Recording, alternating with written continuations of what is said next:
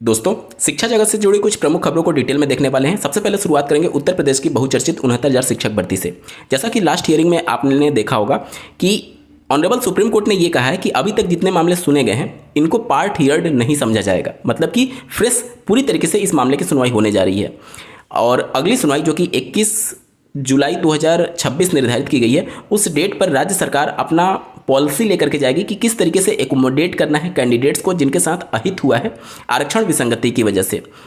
अब इन सब में जब तक कि सभी पक्ष पूरी तरीके से संतुष्ट नहीं होते हैं तब तक एक आम फैसले पर सुप्रीम कोर्ट के लिए भी बहुत बड़ी चुनौती होगी पहुंच पाना, क्योंकि अगर कोई भी एक पक्ष इससे असंतुष्ट होता है तो ये पूरा मामला जो अभी आपसी सहमति से चीज़ें चल रही हैं वो पूरी तरीके से डिस्टर्ब हो जाएंगी और मामला मेरिट पर चला जाएगा। मामला अगर मेरिट पर गया तो फिर से ये नौबत आ जाएगी कि जब आप इन भर्ती में पदों को नहीं जोड़ सकते तो जाहिर सी बात है आपको उन कैंडिडेट्स को निकालना पड़ेगा, तभी जाकर के एकोमोडेट किया जा सकता है। मेरिट पर जाने का मतलब कि अनरिजर्व कैटेगरी के लिए भी नुकसान और कैंडिडेट जो रिजर्व कैटेगरी से बिलोंग करते हैं उनके लिए भी नुकसान। हालांकि कुछ क्लॉज इसमें जोड़ दिए गए हैं जो कि कोर्ट ऑर्डर आपने देखा होगा कि अगर रिक्तियां होती हैं तभी एकोमोडेट किया जाएगा। दूसरा, मिनिमम जो क्वालिफिकेशन है उसको एक्वायर करने वाले कैंडिडेट से ही यहाँ पर चीज़ें आगे प्रोसीड की जाएंगी। इसको लेकर के अभ्यर्थियों के मन में संदेह है कि क्या अब बीएड को एकोमोडेट नहीं करने की बात चल रही है। दूसरा, अगर राज्य सरकार ये जाकर के कह दे कि हमारे पास इतने ही पद रिक्त हैं तो क्या उतने ही कैंडिडेट को नौकरी मिलेगी।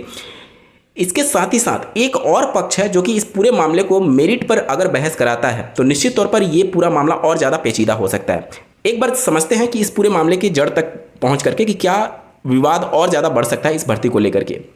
मान लेते हैं कि राज्य सरकार ने 6800 की चौथी लिस्ट निकाली थी। मान लेते हैं कि जो प्रपोजल वो लेकर के जा रही है 21 जुलाई को, उसमें मान लेते हैं कि 7000 ये सीटें होती है। एक उदाहरण के तौर पर अगर सीटों की संख्या 7000 होती है तो ये कैसे कैंडिडेट की संख्या होगी? ये उन कैंडिडेट की संख्या होगी जब उत्तर प्रदेश की 69,000 शिक्षक भर्ती में किसी भी प्रकार का विसंगति नहीं होता तो इन 7000 कैटेगरी से संबंधित अभ्यर्थियों को नौकरी मिल रही होती।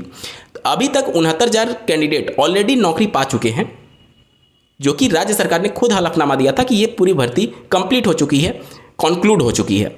अब 69,000 में अगर मोटा मोटी अगर हम लोग 7,000 जोड़ भी दें तो कितना आंकड़ा निकल करके आता है? वो निकल करके आएगा लगभग 76,000 की ये वैकेंसी हो जाएगी।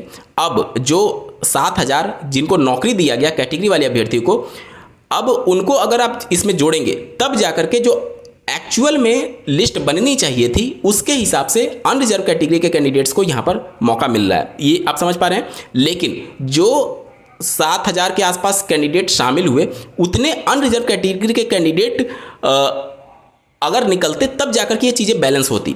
अब राज्य सरकार तो पहले ही बोल रही है कि हम बिना डिस्टर्ब किए हुए ही इन कैंडिडेट्स को एकोमोडेट करने पर विचार करेंगे। अब बिना डिस्टर्ब करने का मतलब कि इन अनरिजर्व कैंडिडेट्स जो कि ऑलरेडी सेलेक्टेड हैं उनको राज्य सरकार निकालेगी नहीं, बल्कि पॉलिसी बना करके उनको सिस्टम में रखेगी। अब अगर कोई अनरिजर्व कैटेगरी का कैंडिडेट जो कि बिल्कुल पॉइंट में कुछ गुणांक से अगर रह जाए और सुप्रीम कोर्ट में जाकर के अगर उसने ये बोल दिया कि जो 7,000 या फिर जो भी XYZ जितने भी कैंडिडेट की लिस्ट होगी उतने कैंडिडेट को तो नॉर्मल ये भर्ती में जो ऑलरेडी 69,000 की थी उसके हिसाब से एकोमोडेट किया गया। अब ये भर्ती चूंकि 7,000 को जोड़ने के बाद से 76,000 की हो गई है, तो 76,000 में ऑलरेडी जिन अनरिजर्व कैटेगरी के कैंडिडेट को नहीं निकाला गया उसकी वजह से ये जो पूरा रिजर्वेशन का सिस्टम है वो फिर से गड़बड़ हो जाएगा, क्योंकि उस भर्ती के हिसाब से पुनः लिस्ट बनाने की मांग उठ सकती है। और अगर पुनः लिस्ट बनाने की मांग उठती है तो निश्चित तौर पर ये मामला पूरी तरीके से मेरिट पर चला जाएगा। और मेरिट पर जाने का मतलब कि कुछ कैंडिडेट्स के लिए यहाँ पर अहित हो सकता है। मतलब कि इतनी आसानी से जितना ये मामला सॉल्व होते हुए दिख रहा है अभी तक उतना शायद नहीं होगा। जब तक इस पूरे मामले की मेरिट पर सुनवाई नहीं होगी तब तक शायद ये मैटर सॉल्व हो पाए, क्योंकि ये मामला इतना ज़्यादा पेचीदा हो चुका है। राज्य सरकार के लिए ये बहुत बड़ी चुनौती बन चुकी है, क्योंकि विधानसभा चुनाव होना प्रस्तावित है। वो कोई भी ऐसा कदम नहीं उठाएगी जिससे आम जनमानस के बीच में कोई ऐसा मैसेज जाए कि वो दलित पिछड़े वर्गों के साथ इस तरीके का अहित कर रही है या फिर अनरिजर्व कैटेगरी के साथ भी वो अहित कर रही है। इस तरीके का कोई भी मैसेज देने से वो बचेगी। और कोई भी कैंडिडेट जो कि याची बना हुआ है या फिर कुछ गुणांक से उनका नाम में लिस्ट में नाम नहीं आएगा तो निश्चित तौर पर वो इस पूरे मामले को एक अलग नजरिए से माननीय सुप्रीम कोर्ट में बहस कराने पर विचार जरूर करेंगे। तो ये सारी चीज़ें हो सकती हैं इस भर्ती से रिलेटेड, जो कि 21 तारीख को मामले की सुनवाई होने जा रही है।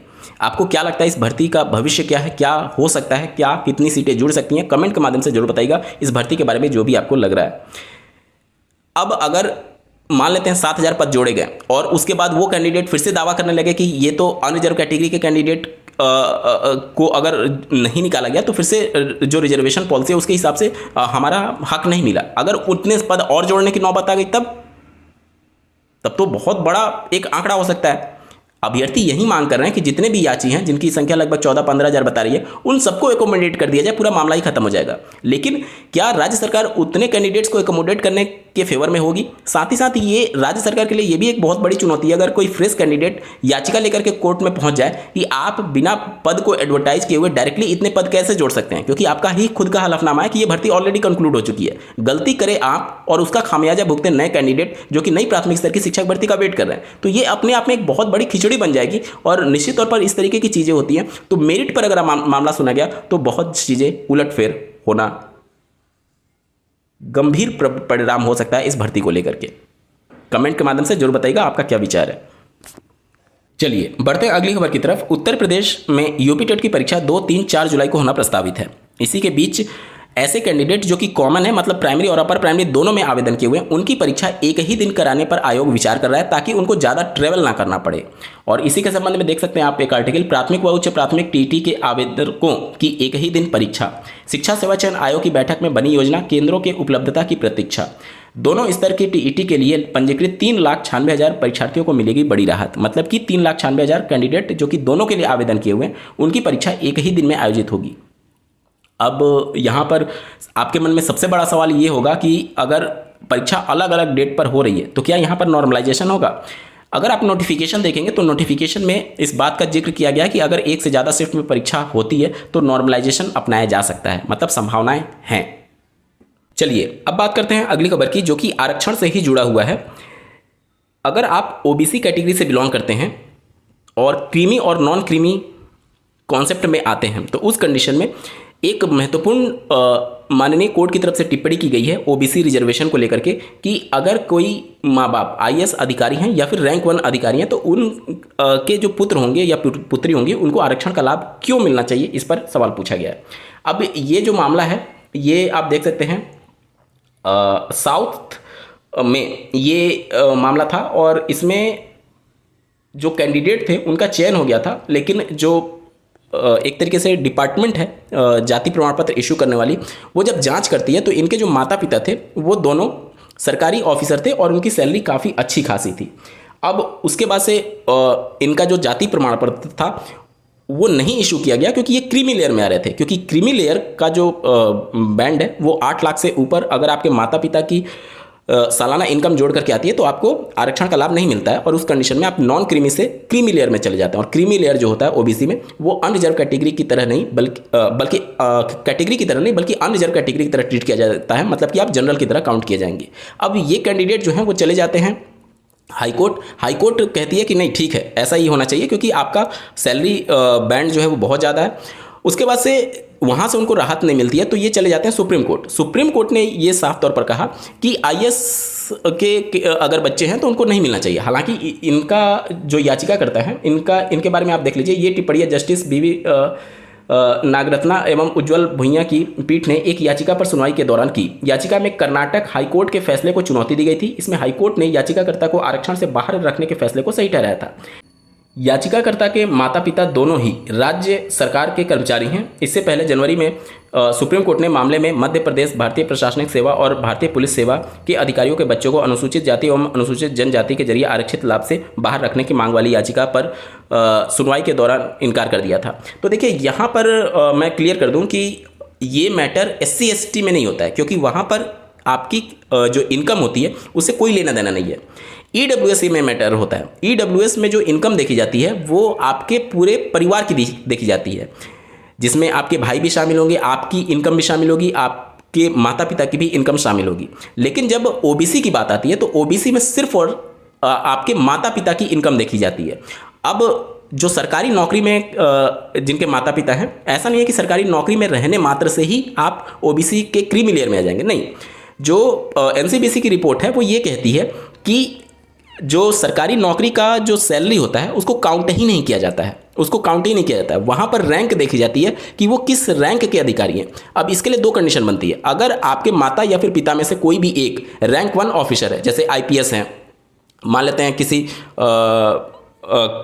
कॉलेज में डीन है, केंद्रीय कॉलेज में। इसके अलावा मान लेते हैं कि अगर आपके माता पिता में से कोई एक सुप्रीम कोर्ट के जज हैं या फिर आईपीएस अधिकारी हैं, इस प्रकार का जो भी पोस्ट जो कि रैंक 1 ऑफिसर होते हैं, उनमें से किसी भी पोस्ट पर अगर आपके माता पिता हैं तो आपकी सैलरी कितनी भी हो या फिर ना हो, उससे मतलब नहीं है, आपको आरक्षण का लाभ नहीं मिलेगा, आप क्रीमी लेयर में चले जाएंगे। वहीं पर मान लेते हैं कि कोई रेलवे में किसी के माता पिता हैं या फिर मान लीजिए स्टेट गवर्नमेंट में उनके माता पिता हैं। अब उनकी सैलरी अगर 1 लाख या फिर 1.5 लाख भी है तो 1.5 लाख गुणे 12 करेंगे तो कितना हो जाएगा, 18 लाख आ जाएगा। लेकिन अगर मैं एक उदाहरण के तौर पर बता रहा हूँ, लेकिन अगर उनकी नौकरी ग्रुप सी में है, ग्रुप बी में है, तो फिर यहाँ पर उनको आरक्षण का लाभ मिलेगा, क्योंकि यहाँ पर सैलरी काउंट ही नहीं होती है। अब ये हाइपोथेटिकल सिचुएशन में बता रहा हूँ। अब माता या फिर पिता दोनों में से कोई भी एक ग्रुप 1 ऑफिसर हो तब आपको आरक्षण का लाभ नहीं मिलेगा, या फिर माता पिता दोनों ग्रुप बी के ऑफिसर हो, मतलब माता भी और पिता भी, तब भी आपको आरक्षण का लाभ नहीं मिलता है। तो ये सारी कुछ क्राइटेरिया कंडीशंस हैं। बहुत सारे लोगों के मन में ये आम धारणा बनी हुई है कि आपके माता पिता अगर सरकारी नौकरी में है, सरकारी टीचर हैं या फिर कोई अन्य पदों पर है, तो उनकी सैलरी अगर 8 लाख से ऊपर चली जा रही है तो आपको आरक्षण का लाभ नहीं मिलेगा। नहीं, ऐसा नहीं होता है। वो सरकारी जो सैलरी होती है उसको काउंट ही नहीं किया जाता है, वहाँ पर ग्रेड देखा जाता है कि आप किस ग्रेड के एम्प्लॉय हैं। ग्रेड 1 में डायरेक्टली अगर आपका चयन हुआ है, और हाँ एक चीज़ और मैं बता दूं, जैसे मान लीजिए ग्रेड सी में किसी का सिलेक्शन हुआ और वो प्रमोशन पाते पाते ग्रेड ए में पहुंचा हुआ है, तो उसको डायरेक्टली इस वाले कैटेगरी में नहीं रखा जाएगा, उसको आरक्षण का लाभ मिल सकता है। तो ये कुछ क्लॉजेज हैं जिसके बारे में आम जनमानस के बारे में जो जागरूकता है वो ना के बराबर है, जिसकी वजह से जो लेखपाल होते हैं या फिर जो तहसीलदार होते हैं वो बार बार उनका जो आरक्षण के लिए जो जाति प्रमाण पत्र होता है वो रिजेक्ट कर दिया जाता है, ये कहते हुए कि आपके माता पिता सरकारी नौकरी में। वहाँ पर सरकारी नौकरी नहीं देखना होता है, वहाँ पर ग्रेड देखना होता है, और यही टिप्पणी माननीय सुप्रीम कोर्ट ने भी की है। आप उम्मीद करता हूं कि चीजों को समझ पा रहे होंगे। ठीक है, चलिए बढ़ते हैं अगली खबर की तरफ। अगली खबर है जो कि निश्चित तौर पर कलंक है शिक्षा के क्षेत्र में। यहां पर देख सकते हैं बीएड कॉलेज में हाजिरी पूरी करने के लिए ले रहे थे 20,000 की घूस, 2 प्रोफेसर यहां पर गिरफ्तार किए गए हैं। ये मामला राजस्थान से जुड़ा हुआ है, और ये केवल राजस्थान की बात नहीं है, उत्तर प्रदेश में ये जड़ें बहुत गहरी हैं। और बिना, अब तो यूपी में डीएलएड बीएड में कोई प्रवेश नहीं लेना चाहता, तो इन कैंडिडेट्स को ऐसी सहूलियत दी जाती है कि आप कॉलेज मत भी आइए तब भी आपका अटेंडेंस हो जाएगा। क्योंकि नियम ये है कि अगर किसी कैंडिडेट का 75% से कम अटेंडेंस होता है तो उसको एडमिट कार्ड नहीं मिलना चाहिए, उसको पेपर नहीं देना चाहिए। लेकिन कैंडिडेट्स को एकोमोडेट इस तरीके से किया जाता है कि आप आराम से घर पर रहिए, कोई दिक्कत नहीं है, आपसे उसके नाम पर फीस ले ली जाती है कि आप इतना देंगे तभी आपको एडमिट कार्ड दिया जाएगा, और इस तरीके से अवैध वसूली चल रही होती है। अब यहाँ पर देख सकते हैं इन 2 यहाँ पर प्रोफेसर जो हैं वो गिरफ्तार हुए हैं। यहाँ पर एसीबी के द्वारा ये एक तरीके से रेड की गई थी, जिसमें रंगे हाथ ये दोनों पकड़े गए हैं। निश्चित तौर पर उत्तर प्रदेश में भी बीएड और डीएलएड कॉलेज में इस प्रकार का एक्शन होना बहुत ज़्यादा जरूरी है। वहाँ पर बहुत ज़्यादा, हद से ज़्यादा ये सारी चीज़ें चलती हैं, तो इन सभी चीज़ों पर भी निश्चित तौर पर विचार करना चाहिए। क्योंकि शिक्षा को एक बिजनेस मात्र बना दिया गया है कि हर चीज़ के लिए फ़ीस है, आप जो सुविधा चाहते हैं आप उसके लिए फ़ीस हो गई है। कैंडिडेट अपना बाकायदा अच्छे से नौकरी कर रहे हैं और इधर उनका बीएड और डीएलएड चल रहा होता है। इस तरीके से ट्रेनिंग लेकर के वो प्राइमरी में, अपर प्राइमरी में या फिर टीजीटी पीजीटी स्तर के शिक्षक बन रहे होते हैं। तो निश्चित तौर पर इन सभी चीज़ों पर रोक लगना चाहिए।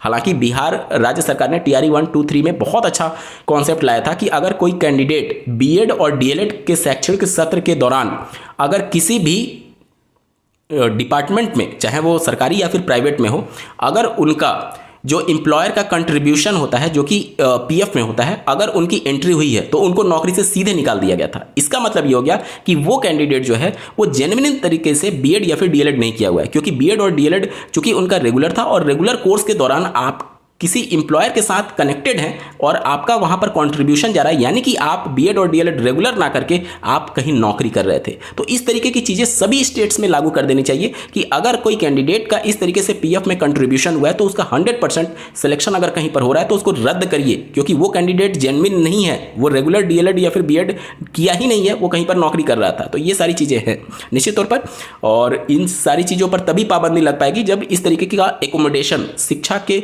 माफियाओं के द्वारा रोका जाएगा। अपने आप में एक बहुत शर्मिंदा करने वाली ये खबर है। ऐसे ही महत्वपूर्ण खबरों के लिए इस चैनल को सब्सक्राइब करना ना भूलें। इस वीडियो को देखने के लिए आपका बहुत बहुत धन्यवाद। भगवान करे आपका दिन शुभ हो।